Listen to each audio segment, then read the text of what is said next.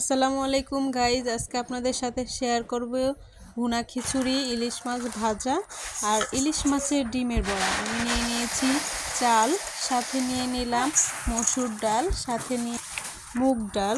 দেখেন আমি কত সুন্দর করে লাড়াচাড়া করে নিয়েছি। এরপর আমি পেঁয়াজ মরিচ কেটে নেব। এবার তেল নিয়ে নিয়েছিলাম কড়াইতে, তেল গরম করে আলুগুলা ভেজে নিয়েছিলাম। এবার আরও একটু তেল বাড়িয়ে দিয়ে তার সাথে পেঁয়াজ কুচি, কাঁচামরিচ কুচি দিয়ে দিলাম। ভালোভাবে নেড়ে চেড়ে আদা রসুন বাটা দিয়ে দিলাম, মশলা দিয়ে দিলাম। দেখেন বাইরে বৃষ্টি হচ্ছে। এবার ঝরিয়ে রাখা চালগুলো এবার দিয়ে দিচ্ছি, নাড়াচাড়া করে নিচ্ছি। দিয়ে দিলাম হলুদের গুঁড়া, মরিচের গুঁড়া, ধনের গুঁড়া, রসুন, জিরার গুঁড়া, মরিচ, লবণ। এবার ভালোভাবে নেড়ে চেড়ে নিচ্ছি। ভালো করে ভাজতে হবে, তাহলে ঝরঝরা হবে। বাইরে হয়ে আরেকটা কথা বলতে ভুলে গেছি, আজকে আমার বার্থডে, সবাই আমার জন্য দোয়া করবেন। আমি তার জন্য আজকে এই রেসিপিটা তৈরি করছি।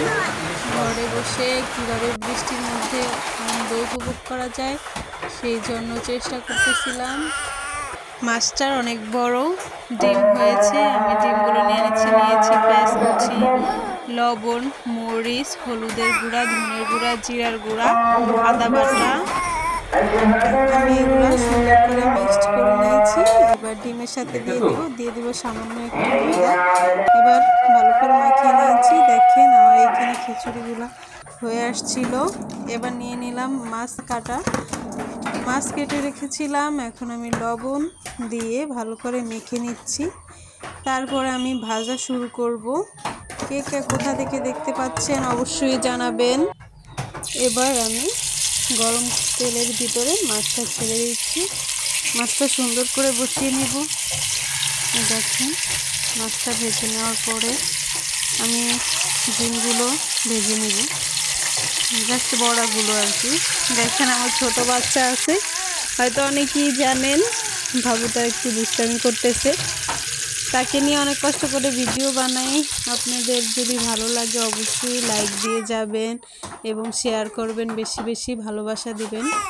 এই দেখেন আমি এখানে সালাদ কেটে নিয়েছিলাম। এরপর আমি ডিমের বড়াটা ভেজে নেব। এই দেখেন সুন্দর করে দিয়ে দিয়েছি সবগুলা। কালারটা কত সুন্দর হয়েছে। ডিমের বড়াগুলো ভাজার পরে আমি সব কিছু রেডি করে নেব। এরপর আমি প্লেটে নিয়ে নিয়েছি খিচুড়ি। বৃষ্টির দিনের খিচুড়ি কার কার ভালো লাগে অবশ্যই জানাবেন। আমার তো খুবই ফেভারিট এটা। দেখেন কত সুন্দর হয়েছে, একদম পারফেক্ট ছিল সব মশলাগুলো, কিছু বেশি হয়নি। এভাবে আপনারা চেষ্টা করলে আপনারগুলো এভাবে মজা হবে, ভালো হবে। ভালো থাকবেন, দোয়া করবেন আমাদের জন্য। আশা করি আমাদেরকে ফলো করে দিবেন এবং আমাদের চ্যানেলটি সাবস্ক্রাইব করে দিবেন। ভালো থাকবেন, সুস্থ থাকবেন, পরিবারের সাথেই থাকবেন এবং আমার জন্য দোয়া করবেন। আল্লাহ হাফেজ।